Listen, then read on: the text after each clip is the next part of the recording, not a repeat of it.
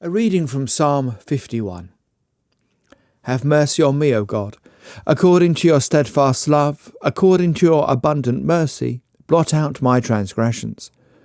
Wash me thoroughly from my iniquity and cleanse me from my sin. For I know my transgressions, and my sin is ever before me. Against you, you only have I sinned, and done what is evil in your sight, so that you may be justified in your words and blameless in your judgment.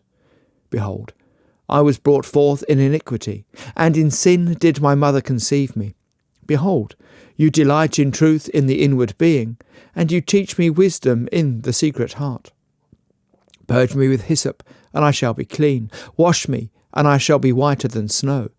Let me hear joy and gladness. Let the bones that you have broken rejoice. Hide your face from my sins, and blot out all my iniquities.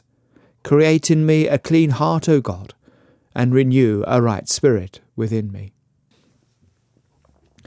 This psalm here is well known because it's a great psalm of repentance, and here King David, the great warrior, the great leader, laments his own failures.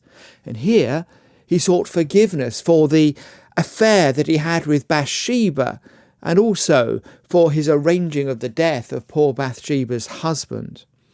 And he knew that this was not only an offence against Bathsheba and her husband, but it was also an offence against God himself. He can't demand mercy from God, nor even assume that God will grant it. What he did know, however, is, to quote Psalm 103, that the Lord is merciful and gracious, slow to anger, and abounding in steadfast love. And so with that in mind, he approached God and he laid before him this very psalm. He not only prayed that God would forgive him, such as his iniquities would be blotted out by the Almighty, but he prayed a deeper prayer than that. He prayed that God would bring around a change in his heart. And in the Bible, of course, the heart is understood to be the source of our will, the source of our desires. It's the core of who we are. It's the impulse that's within us. So when David here is praying for a change of heart, he's praying for something fundamental indeed. He's not only praying for forgiveness, but to be changed all the way down to the bottom, to be transformed. And 1,000 years later, Paul would pick up on this way of thinking when he wrote, "Do not be conformed to this world, but be transformed by the renewal of your mind." To be a Christian is to be renewed and to be changed. It is a transformation. Now, David was all the more aware of his need because he knew that his joy had been extinguished. And in the end, sin places a cloud between us and the glory of God. Our life is dimmed, and the savour of that life is gone. Jesus said that he came to give life in abundance, but the ravages of sin quench that delight. David wished to experience once more the full warmth and brilliance of God. He wished once again to know the presence of God's Spirit. He knew what he missed. All of this goes to show not only the deadening effect of sin, but also the path to being restored to God.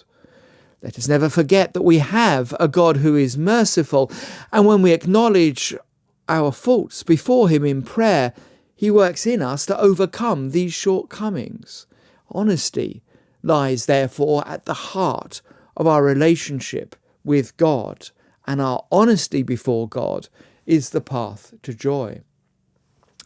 And so might I make a suggestion to you? When you find that sin is dogging your footsteps, that guilt is an ever-present emotion with you, when self-reproach is weighing heavily upon your thoughts, then pray this psalm, Psalm 51. Dwell over it, read it through line by line, and think on each of those lines. Mine it for its wisdom. Pray for forgiveness, pray for a clean heart. God knows your sin already. It's not as if you're going to catch him by surprise. So there's really no point in trying to hide it or trying to explain it away. Better to face a merciful God and then to be renewed.